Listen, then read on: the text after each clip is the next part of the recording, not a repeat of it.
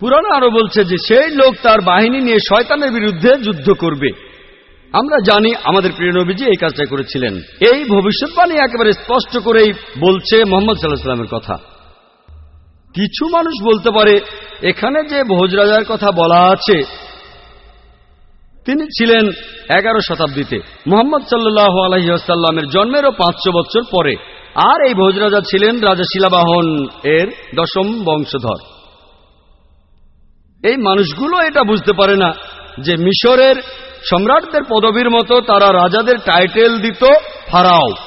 অতীতে অনেক ফারাও ছিল, মাত্র একজন ফারাও ছিল না। তারপরে দেখেন রোমের সম্রাটদের তাদের পদবী ছিল সিজার। সিজার একজন ছিল না, অনেক সিজার ছিলেন। একইভাবে ইন্ডিয়ার রাজা তাদের টাইটেল ছিল ভোজ। তাহলে ভোজ নামে একজন রাজা ছিলেন না, অনেক রাজাই ছিলেন। এই ভোজ রাজা ইনি কিন্তু 11 শতাব্দীর ভোজ রাজা নন, ইনি তারও অনেক আগে রাজত্ব করেছিলেন।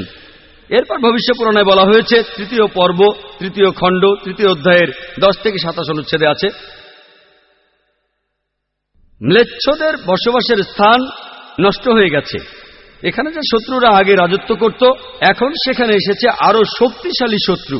আমি একজন মানুষকে পাঠাবো যার নাম হবে মুহাম্মদ সাল্লাল্লাহু আলাইহি সাল্লাম। মানুষকে পরিচালিত করবেন সরল পথে। হে রাজা ভোজ, তুমি পিশাচদের রাজ্যে কখনোই যাবে না, কারণ আমি আমার দয়া দিয়েই তোমাকে পবিত্র করব।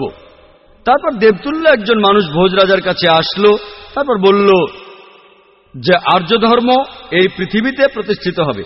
এটা হবে ঈশ্বর পরমাত্মার আদেশে।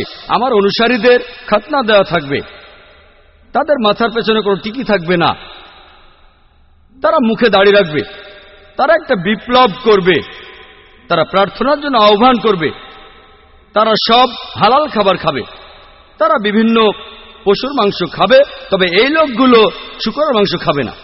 তারা লতাপাতার মাধ্যমে নিজেদের পবিত্র করবে না, নিজেদের পবিত্র করবে যুদ্ধের মাধ্যমে। তাদের সম্প্রদায়কে বলা হবে মুসলমান। এই ভবিষ্যৎবাণী আর কারো কথা বলছে না, বলছে সর্বশেষ নবী মুহাম্মদ সাল্লাল্লাহু আলাইহি সাল্লামের কথা।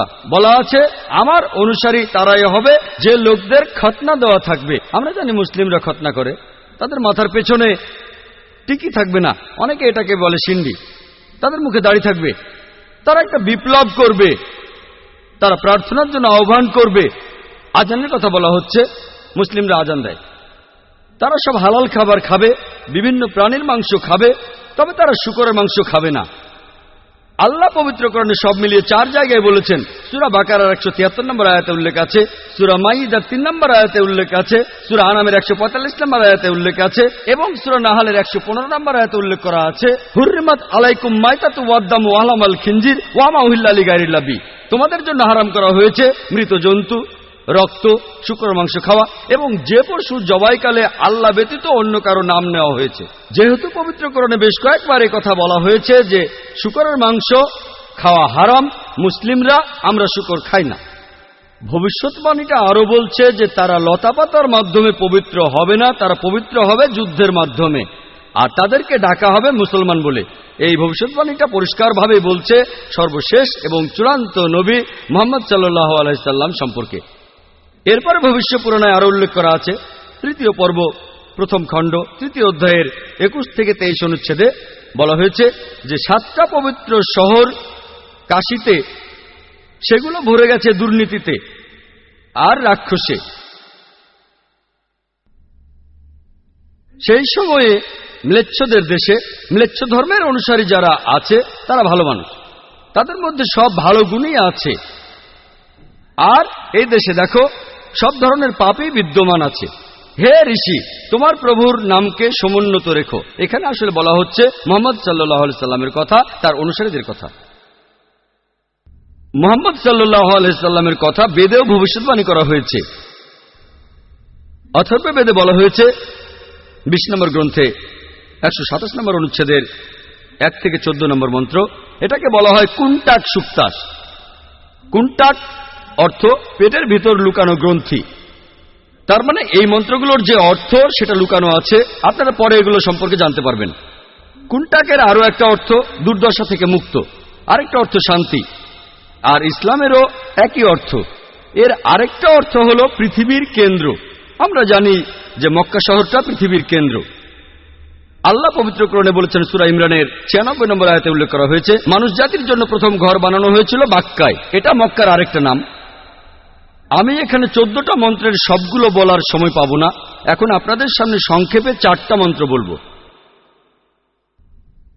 অথর্ববেদ 20 নম্বর গ্রন্থে 127 নম্বর অনুচ্ছেদের 1 নম্বর মন্ত্র বলছে, তিনি হলেন নরশংসা, তিনি হলেন কাওরামা, যাকে রক্ষা করা হয়েছে 60,090 জন শত্রুর কবল থেকে।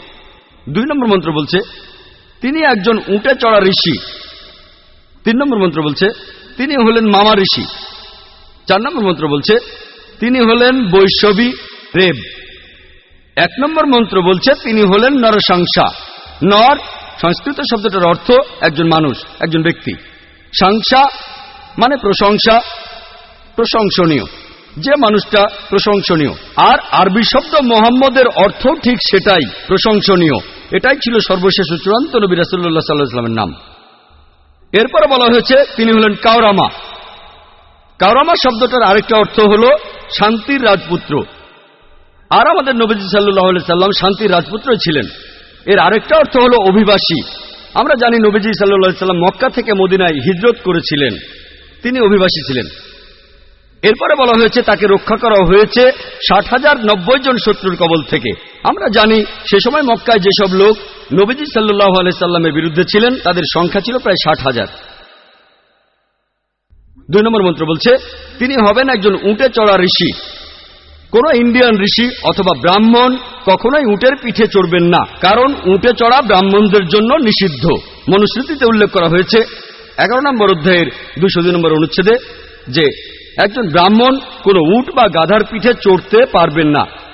সেজন্য ইনি হবেন এমন কেউ যিনি বিদেশী। 3 নম্বর মন্ত্র বলছে, তিনি মামা ঋষি বা মহাঋষি। মামা, কেউ বলে থাকে মোহাম্মদ, কেউ বলে মহান ঋষি। 4 নম্বর মন্ত্র বলছে, তিনি হলেন রেব। রেব অর্থ যে প্রশংসা করে। আমাদের নবীজি সাল্লাল্লাহু আলাইহি সাল্লামের আরেকটা নাম হলো আহম্মদ, যে প্রশংসা করে, এটার আরবি হলো আহম্মদ। এটা ছিল আমাদের নবীজি সাল্লাল্লাহু আলাইহি সাল্লামের আরেকটা নাম।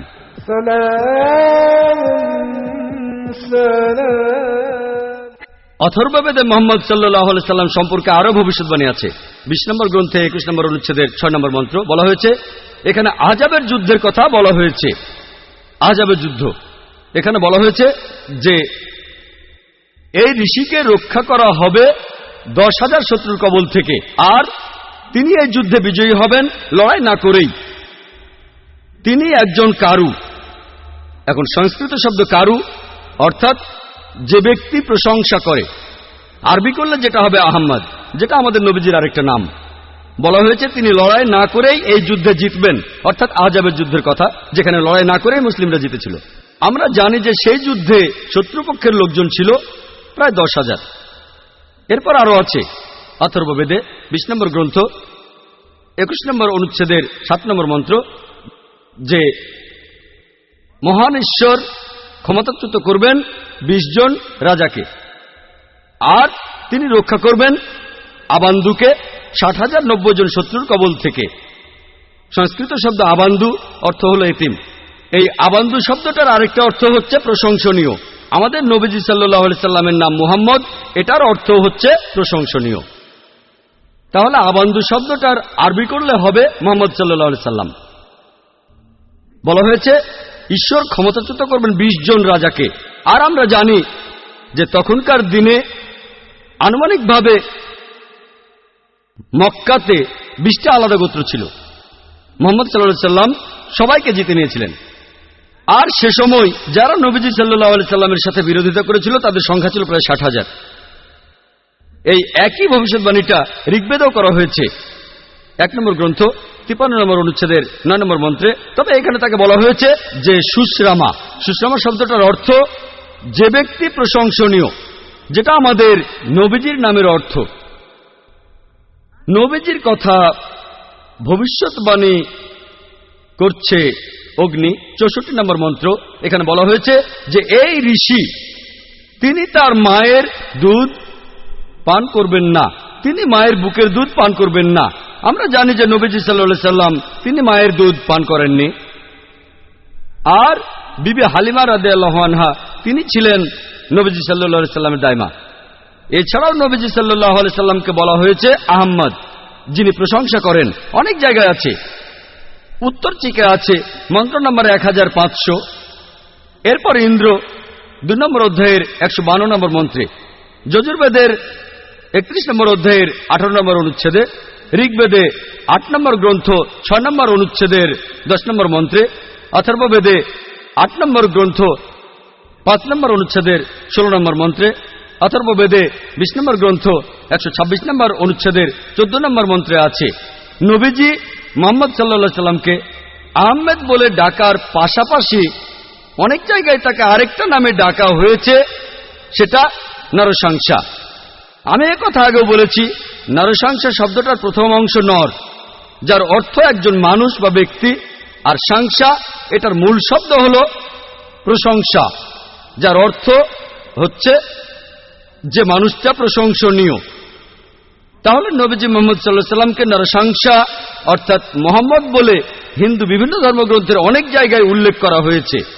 ঋগ্বেদে 1 নম্বর গ্রন্থ 13 নম্বর অনুচ্ছেদের 3 নম্বর মন্ত্রে, ঋগ্বেদের 1 নম্বর গ্রন্থ 18 নম্বর অনুচ্ছেদের 9 নম্বর মন্ত্রে, ঋগ্বেদের 1 নম্বর গ্রন্থ 106 নম্বর অনুচ্ছেদের 4 নম্বর মন্ত্রে, ঋগ্বেদে 1 নম্বর গ্রন্থ 142 নম্বর অনুচ্ছেদের 3 নম্বর মন্ত্রে, ঋগ্বেদে 2 নম্বর গ্রন্থ 3 নম্বর অনুচ্ছেদের 2 নম্বর মন্ত্রে, ঋগ্বেদে 5 নম্বর গ্রন্থ 5 নম্বর অনুচ্ছেদের 2 নম্বর মন্ত্রে, ঋগ্বেদে 7 নম্বর গ্রন্থ 2য় অনুচ্ছেদের 2য় মন্ত্রে, ঋগ্বেদে 10 নম্বর গ্রন্থ 64 নম্বর অনুচ্ছেদের 3 নম্বর মন্ত্রে, ঋগ্বেদে 10 নম্বর গ্রন্থ 182 নম্বর অনুচ্ছেদের 2 নম্বর মন্ত্রে, যজুর্বেদে 20 নম্বর অধ্যায়ের 37 অনুচ্ছেদে, যজুর্বেদে 20 নম্বর অধ্যায়ের 57 অনুচ্ছেদে, যজুর্বেদের 21 অধ্যায়ের 31 অনুচ্ছেদে, যজুর্বেদের 21 অধ্যায়ের 55 অনুচ্ছেদে, যজুর্বেদের 28 অধ্যায়ের 2 অনুচ্ছেদে, যজুর্বেদের 28 অধ্যায়ের 19 অনুচ্ছেদে, যজুর্বেদে 28 অধ্যায়ের 42 নম্বর অনুচ্ছেদে। এভাবে সারাদিন শুধু রেফারেন্সই দিয়ে যেতে পারেন যে হিন্দু ধর্মগ্রন্থে এই সব জায়গায় আমাদের নবীজির নাম উল্লেখ করা হয়েছে। হাতে সময় কম না হলে শুধু হিন্দু ধর্মগ্রন্থে মুহাম্মদ সাল্লাল্লাহু আলাইহি সাল্লামের বর্ণনা নিয়ে একটা লেকচার দেওয়া যেত। যেহেতু হাতে সময় কম, তাই আর একটা ভবিষ্যৎবাণীর কথা বলবো হিন্দু ধর্মগ্রন্থে মুহাম্মদ সাল্লাল্লাহু আলাইহি সাল্লামের বর্ণনা নিয়ে, যেটা হলো কল্কি অবতার।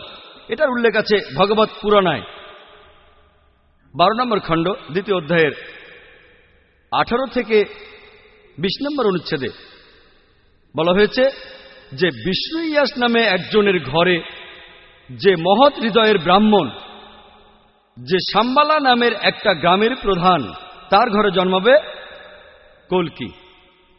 তাকে ঈশ্বর দেবেন উৎকৃষ্ট গুণাবলী, আর ঈশ্বর তাকে দেবেন 8টা অলৌকিক শক্তি। তিনি চড়বেন একটা সাদা ঘোড়ায়, তার ডান হাতে থাকবে একটি তরবারি। এরপর ভগবত পুরাণায় উল্লেখ করা হয়েছে 1 নম্বর খণ্ড 3য় অধ্যায়ের 25 নম্বর মন্ত্রে যে কলিযুগে যখন রাজারা হবে ডাকাতের মতো, কলিযুগে যখন রাজারা হবে ডাকাতের মতো, সেই সময় বিষ্ণু ইয়াসের ঘরে জন্মগ্রহণ করবে কল্কি। এছাড়াও কল্কি পুরাণায় উল্লেখ করা হয়েছে 2য় অধ্যায়ের 4 নম্বর মন্ত্রে বলা হয়েছে যে বিষ্ণু ইয়াস নামে এক ব্যক্তির ঘরে, যিনি মহৎ হৃদয় ব্রাহ্মণ, যিনি শাম্বালা গ্রামের প্রধান, তার ঘরে জন্মাবে কল্কি। কল্কি পুরাণায় বলা হয়েছে 2য় অধ্যায়ের 5 নম্বর মন্ত্রে কল্কিকে সাহায্য করবে 4 জন সহচর পাপীদের বিরুদ্ধে লড়াই করার জন্য। কল্কি পুরাণায় বলা হয়েছে 2য় অধ্যায়ের 7 নম্বর মন্ত্রে কল্কি অবতারকে যুদ্ধক্ষেত্রে দেবদূত বা ফেরেশতারা সাহায্য করবে। কল্কি পুরাণায় 2য় অধ্যায়ের 11 নম্বর মন্ত্রে বলা হয়েছে যে বিষ্ণু ইয়াস নামে এক ব্যক্তির ঘরে জন্ম নেবে সুমতির গর্ভে। কল্কি পুরাণায় 2য় অধ্যায়ের 15 নম্বর মন্ত্রে উল্লেখ করা হয়েছে যে তিনি মাধব মাসের 12 দিনে জন্মগ্রহণ করবেন। এক কথায় হিন্দু ধর্মগ্রন্থের এই কথা